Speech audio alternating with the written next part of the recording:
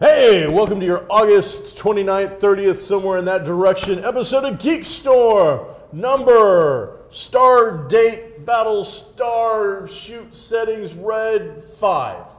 Episode 5. This is episode 5.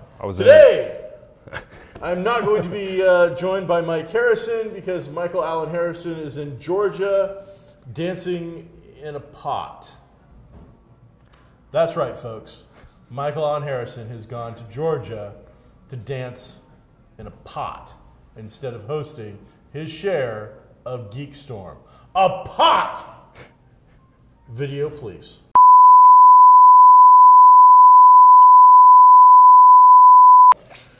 We're live in the heart of downtown Kokomo at Pepper Whistle. I am Shawn Hilton, owner of Comics Cube, founder of the Kokomo Comic Con, coming up in like less than 50 days, October 18th. I am joined by today's co-host, Devin Wright, who has a middle name. I don't know what it is. He is the producer, creator, front runner of a podcast. Tell us what that is, sir. It is Informal Talks, where we sit around, it's me and a whole bunch of my friends, we sit around and we talk about the stupidest stuff that we can think of and create a universe that's within our own head and with not outside of the realm of the podcast. But it's a lot of fun. We talk about news stories, and it is just vulgar and awful, and no one should ever listen to it. So it is not safe for work. It's not safe for anyone. NSFW, not safe. NSFW, not there you safe go. for work. There you go. And for people above the age of like 16?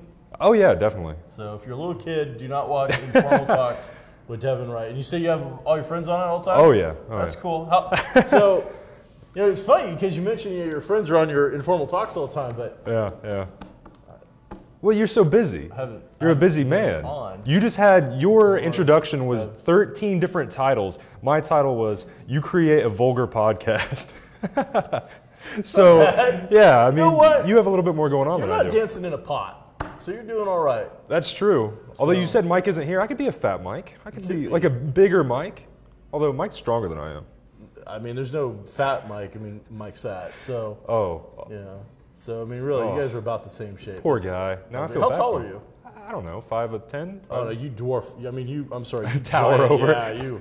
Woo! So you're Mike's saying a tiny dude. So you're saying I should be Groot somewhere in a pot right now? You would be a better. He is much more Rocket Raccoon material than he is ever Groot. See, he should have got a hold of me. That's true. Yeah, you guys could have done like a little, road show. Yeah, I would have liked that. So could have been. Would have been a good time. Fun times at Dragon Con. Yeah. So. Although I bet it's hot down there. It is probably incredibly hot right now. Being redheaded, I'd probably fry. So, well, that's a genetic disposition that you have towards towards being hot, I guess. I do have a lot of distinct disadvantages being me. Yeah. So you had something else going on, but you dropped those plans to come help out at GeekStorm. I did. What were you going to do this morning at this exact time? Because this is just trouble on the horizon. Yeah. What I was going to be doing instead was I was going to be going and looking for wedding rings with my significant other. So you blew off wedding ring shopping with the fiance to come host GeekStorm. And oddly enough, now that I think about it, it wasn't even like, hey, sweetheart, I'm going to maybe go do this if it's okay. I got off the phone. Actually, I was still on the phone. I was like, I'm doing this. And she just looked at me like, oh, okay.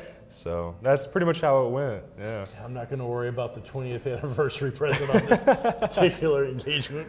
No. All right, cool. Yeah. So when is the big date for you? October 4th. Yeah, it's coming. Holy cow. Yeah. You might want to pick out a ring, dude. Yeah, I understand. All right, No, at this point, I mean, we just have to go to Kroger, drop in a couple quarters, a couple of them pop out. Sure. It's not a big deal. You'll be set. Yeah, it's way cheaper than anything else. All right, it's better than Lifesavers. Oh, we can do that. So. Although I have big fingers, I don't know if it'd work. Yeah. I'd have to break them and string them all together. I'd have to do like a Boy Scout thing. Those necklaces. What, macaroni necklaces? No, they make like Lifesaver necklaces or something. I guess I could do that. So, but then what, just wear it all the time? They're in like sex toy shops or something for some reason. I've never quite understood. Oh wait, that wouldn't be going on your finger, would it? Oh. That explain. Thank you. See, it was like the light went on, but it took a while to heat up. I just became an adult again. So I just had to think about that all for good. a minute. Yeah. So what do you got? What geeky stuff have you been up to now we've introduced you? People know who you are. Geeky stuff. We got a whole, just like Mike, he's back. Well, I mean, not only is it a list, but it's like well thought out. It looks like there's arrows and a flow chart. And yeah, so, all right, what do you got for us, Devin? I like to be prepared. Kick it off. The first thing that wasn't very geeky, but it was like dipping your toe in the water. All right, you're gonna bring him in nice and slow. Yeah. Hey, baby. And every you wanna go see a movie? You got to start out before the candy necklace. You got to build confidence first. All right. You just got to get in there, test the waters a little bit. I'm all for this testing of the waters. The 66th annual Emmys were on this week. As you get into the water, that's when the poor guy on the boat, the SOB, is like just throwing in the chum. You don't know what's going on, and then all of a sudden Jaws? it's like, Shark Week. And you're like, but I just thought we were going to the beach. I just want to float on my rubber floaty toy. No. All right, so the Emmys. Which Jaws was it? It's like Jaws 4, where nobody from the original cast bothered to come back. Is that the one with Michael Caine, though? It might have been. Yeah, I think it's Sir Michael Caine in that. It's like Jaws Revenge, I think. Yeah. It's not in 3D or anything cool like that. No. But it was like, what, the early 90s? Sure. I wouldn't actually So the 3D was still the red-blue glasses. Oh, yeah, by far. Ugh. So, the Emmys. Yes. People won awards, things happen. This is good stuff because this is what Mike would have normally talked about. Oh, really? We know all about the Emmys. Well, hold on. Not all about it. I'm more about the snubs. There were snubs at the Emmys. Yeah, there were. Even more. See, he would have told us who won, and I'm like, everybody already knows that, but who got snubbed? Well, I did have, actually first, the winner of the Outstanding Drama Series was Breaking Bad, which a lot of people were happy about that. So there's one good positive for all the people that are all about the Emmys. So the meth kings of the world finally united and they got a little love. Yes. So, but I'm more upset that True Detective and Game of Thrones were not more involved, mainly Game of Thrones. Really? Yeah. I thought that got nominated for like a whole bunch of crap. It did, and it won very little. Won very little. You know, it's kind of like when Hurt Locker beat out, what was the alien planet thing? Avatar. You know what? Yes, his ex-wife, girlfriend, whatever, she won the little gold statue, but you know what he won? A truckload of money for the rest of his life. Because, quite frankly, after you watch The Hurt Locker once, you're never going to watch that again. People have probably already forgotten what won the Academy Award that year. Yet, there's going to be like 8 different Pandora movies going back to Alien World in 3D. It's true. James Cameron just printed money. So sometimes winning and losing, it's subjective. Yes, somebody else won a statue or an accolade, but truth is, it's all about the money. And from what I can see, the game of cash is still winning. You ever thought that Avatar was just like adult Smurfs? Adult Smurfs? Yeah, I can see that. Yeah, I can see that. There was like a bunch of them in the forest, and and lack of hats, and there was still only like one major girl, right? True, I think there was only one that we followed. Yeah, and she's running around. And then of course, she follows for like a fake Smurf. That's true. So it's kind of like the Smurf thing again because she was a fake Smurf. Smurfette wasn't a Smurf. She was like Gargamel's creation that got turned into a Smurf by magic or something. So this is like the opposite. He wasn't a real whatever the hell those aliens were. He was a human pretending and then got turned into. He was a big blue cat. Thing. He was just a big blue cat. Okay. Yeah. I like it. I like Avatar. I should say that. Because I'm sure people will be like, what? Come on, Smurfs. But no, they're kind of big Smurfs. So now I'm under the impression that shortly after, and I don't know if maybe one of these guys, especially intern over here, could help us out with this. So, 6th season of Breaking Bad, was that legit? Was that BS? 5th season? All right, I don't know how many seasons. There's like a new season? No. No? Not true. Is it? So it's false? Yeah, it's completely false. I believe the name is Vince Gilligan. Yeah. And he pretty much, that's the creator of the show. Okay. And he has pretty much come out and said that was not a true thing. Okay. And then I think they are doing a spin-off series, but I'm not entirely sure. They are. There's Call Saul or Sal or something. Yeah. So I don't know. I've never really. I watched the first season of Breaking Bad. Yeah. So something like I know that's going on. But yeah, there was a big thing right before the Emmys saying they're coming back for one more season. And I don't think that's true. He wasn't dead and all this other stuff. And I think there's rumors all the time about stuff. All right. And then also not related to that, I heard that, and maybe again could be Facebook urban legend, but the creator of Sopranos finally broke down and said. Yes, but that was taken out of context, from what I understand. What did he say? They asked him almost point blank, did Tony die at the end when it fades to black? And he replied? No, he is not. So, according to the creator of the show, who's been beaten down with the same question over and over again, instead of, hey, what are you going to do with your life? How are things going after Sopranos? What other amazing, creative works are you going to bring? No, all he gets asked is Tony dead? So finally, he just blurts out, no, he's alive. And I'm done with it. Pretty much. And everyone is just like, oh, we finally have the answer to all of our questions in life. And, that was the big deal on I heard they ran right over to the Lost guy and like, so, what the hell was the entire show all about? And he still actually didn't have an He's like, well, you see, it's kind of about maybe... It was about a major ratings for a season or two, and then we figured out that shooting in Hawaii is really expensive, and it became a problem, and then we really didn't know where the hell we were going, and the silly string ran out, and we, illegal drugs, the silly string, extracurricular pharmaceuticals. It's like a Halloween set. It's like all of a sudden they just got clean. They got, they got a 12-step program, and as soon as they got on the program, they're like, shit, we got nothing left to say. Wrap it up. We're done. So, all right. Hey, so Emmy snubs. Emmy more. There's more. Well, yeah. Who else got snubbed? I want to know what you think about this. All right. In outstanding comedy series. Okay. I don't care who won. Okay. But this was one of the shows. Comedy series. Yeah, one of the shows that were in that grouping. Let's do it. Orange is the New Black. That is not a comedy. Thank you. And I just myself, because I wanted to bring this up. We reported on it, when it first came on. I'm a big fan of Netflix, and Netflix originals. Right. And I want to point out that like I was wrong last week. The Dusk Till Dawn is not a Netflix original. Dusk Till Dawn, the George Clooney movie? No, it's a TV series. Oh, okay. But I thought it was a Netflix original as well. If they had taken it over, they hadn't. There was another show that I was thinking about like a female cop and some shooting things. They've had a bunch of shooting things going on recently. But regardless, I just binge watched all of the second season of Orange is the New Black. Is it good? After not really loving the first half of season one, it took me a while to get into it, and to get comfortable in those clothes, I guess you would say. It's a weird little show, but calling it a comedy is a great disservice. It's definitely got comedic elements. Right. Calling it a dramedy would be fine. There's probably not a category for dramedy. Right.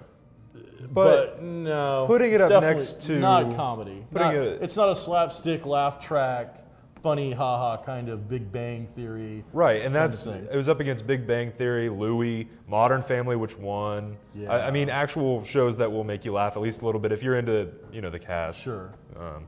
Orange is the New Black is the kind of show that you're going to laugh 1 minute and then cringe and want to crawl out of your skin the next moment. It's all over the place, but I would say that it's definitely not just a straight comedy. Looking at, this is off a little bit, but looking at the shows that Netflix kind of does as originals, do you feel like they're going for HBO?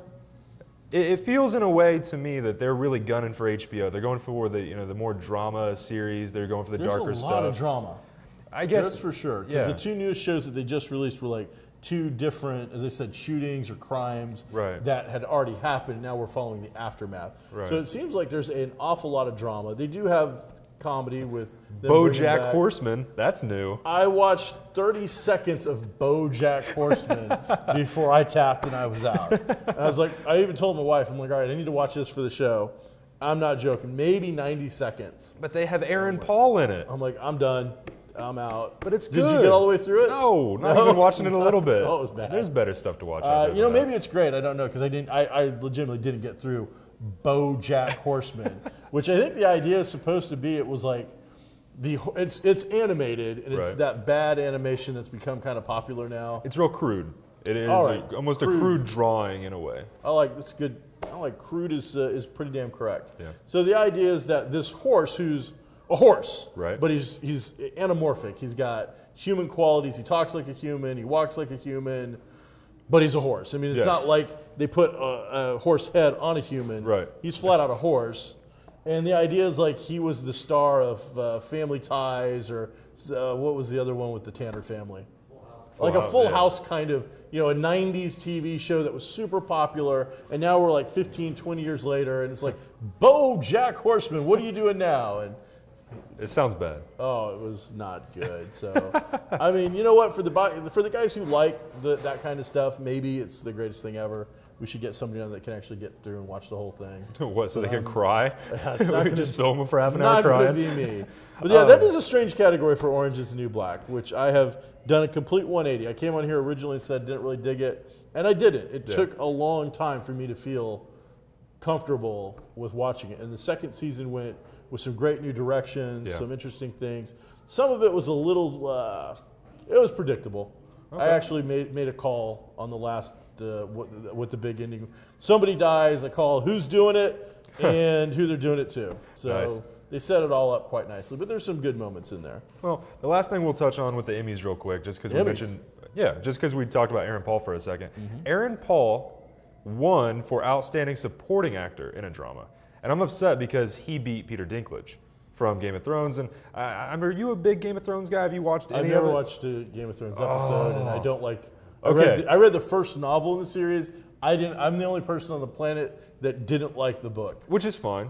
I don't think I've read the books at all. Actually, it's not even that I don't think I haven't. I like Peter Dinklage. I've been following him since he did a movie called The Station Agent years ago when that first came out. He was in another one-season sci-fi kind of show that was on about like aliens invading the Earth, but like impersonating people. Yeah. So I enjoy his work quite a bit. Okay, you saw X-Men: Days of Future Past, right? Yeah. Okay, Peter Dinklage in that. Oh. Imagine without like a different toupee and a sword. Oh, I'm familiar with the character. But that's all you got to do. Sure. Because it's the exact same acting performance. He's like witty and he's articulate.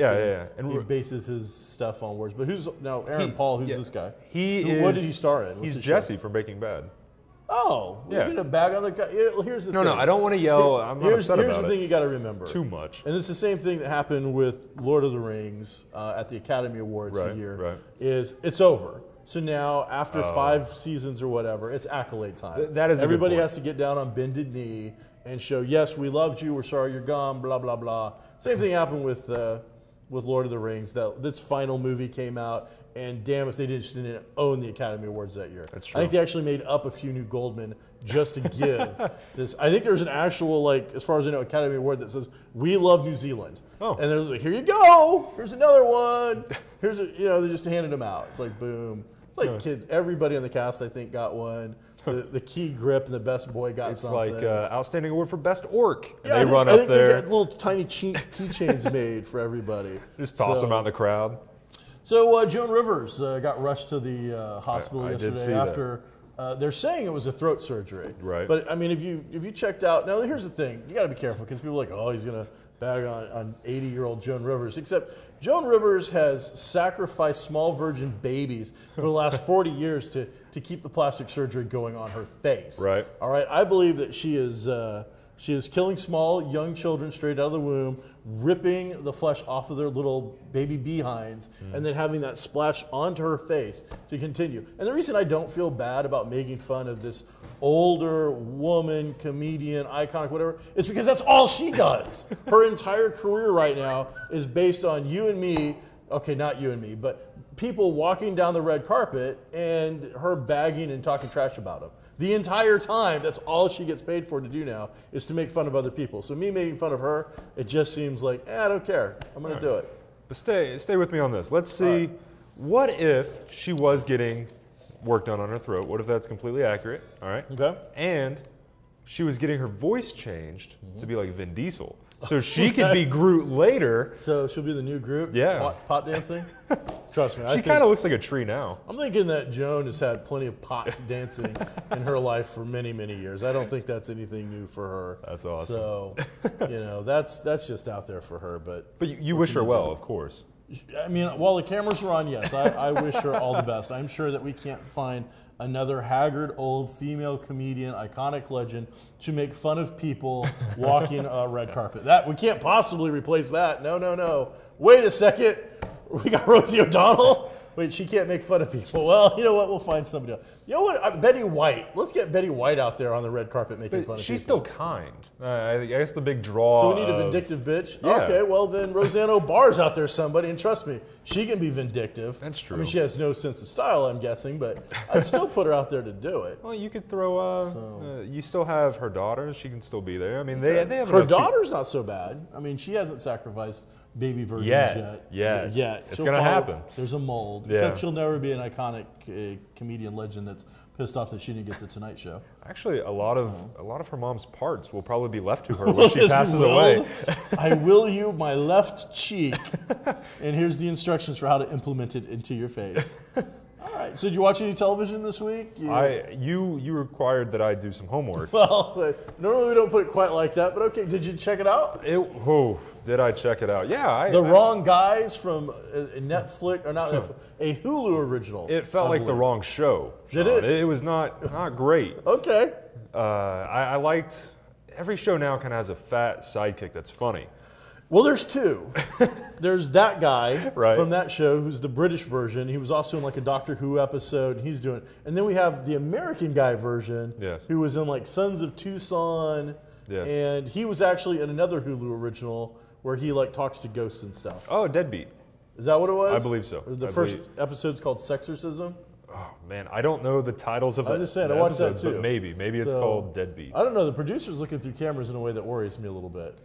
No, all right, he's shaking. We're good. No, they know. So you didn't like The Wrong Guys? No. So now, do you watch a lot of BBC stuff? Because this is obvious. It's a Hulu original, but it was obviously a BBC show. In fact, I would say a lot of the shows that they had on there that I've watched recently were BBC shows, British Broadcasting. Like Deadbeat. Deadbeat, Misfits. Right. I've been watching Misfits quite a bit. I'm almost through season 1 I would of that. say one show on there that I know, a Hulu original that doesn't really involve the BBC or anyone of the British persuasion would be, yeah, I know. I'm impressed now with myself. It would be the, I'm losing it, the cartoon that they did. It's superheroes. The Awesomes? Yeah, the Awesomes. I haven't seen that. Is that pretty good? Yeah, it's okay. It's got Seth Meyers. Okay. And he stars as like the main superhero, and he's not very strong. His dad passes away, and he was like the Captain America-esque type of person, and he's just trying to form a nice team. He's trying to do a really crappy version of the Justice League, and it's kind of funny, but it still isn't great. It feels like Hulu's really behind when it comes to making good shows right now, especially after watching The Wrong Guys. Getting back to that, it was funny at times. I thought it's billed as a comedy thriller. There was no thrill to the first episode. To the first episode, not so I only much. Watched the first episode so far. So there was a lot of build-up. We got to introduce these characters. We have our straight guy who's, well, and I don't mean sexual persuasion. I mean, like, he the seems Dean to be, Martin. though. He is straight, though. All right. He's got a girlfriend that he's all down on his luck about, because everyone in TV now has to be sad. No one can have it all. It's like Peter Parker kind of thing going on. And then his fat, over-the-top, overconfident buddy, who really wasn't that fat, to be honest. I mean, yes, he was, svelte. He's supposed to be dumpy. He could definitely be Harrison. He's supposed to just be like Harrison could bouncing around and not being that. He was fun though. Yeah, he was the life of the party, or the wannabe life of the party. My favorite moment. Who was also sad. Yeah. But the only moment that made me really, really chuckle, I guess there was two. Now that I think about it, but it's coming on. I don't know if I want to watch more. The first one might be enough for me. That was it? Okay. But they run into a hospital room, without spoiling anything. And he's just like, the lady asks who they are, and or if they're related. He goes, yeah, he's my dad. And just real quick, it just drops it. He's like, come on, he's our dad. Like, come on, you know this. Strange. Yeah. All right, so The Wrong Guys, you're saying is the wrong show to watch, and I kind of dug it. It wasn't the greatest thing ever, but I think if you're watching Hulu already, I'd say check out an episode. If you're caught up on all your shows, because that's mainly what Hulu's for, is keeping up on those types of things. I don't think that you buy the subscription before maybe a few months ago for the originals, because that's a newer thing. But if you're really wanting to check out something new that you can't watch on, major programming, then check it out. But it might not be for you. That's the biggest compliment I can give the show. Is that you should watch it, but it might not be the best thing. It might not be as bad as, shoving sensitive body parts into a door and slamming them over and over and over again. So you might give that a shot. Yeah. All right. Well, we got a ton, and that's just it. It's like we're in that weird period now where, we're like 2 days out of September. We will start seeing some early shows start to premiere here fairly soon. Yes. A lot of shows will make us wait till late September, early October. Yes. We got Walking Dead coming back, I want to say, around the October 12th area. So that's going to be a huge one. And then there's been some, more social media scuttle that they're going to introduce a gay character onto The Walking Dead. Correct. And then that blew up into Daryl is gay. Which I'm like, there's been I never saw that. I don't think that's the reason why him and Carol haven't spent more time together. Gotcha. I mean, Daryl seems a little busy in that show. Yeah. Because he is holding it up. Right. He's the new flavor, with that entire series. So they have him doing so much. He's always, breaking his leg or getting shot or hanging out with Merle. Doing cool stuff. Yeah. While the rest of the riding cast, a Harley. Yeah. Yeah. With his angel wing, whatever the hell that thing is. You know, he's very Mad Max in that show. Oh, that would be good. That would be good casting. Yeah. Put him in the new Mad Max. Yeah. So they've got a new show coming out with him, a new movie.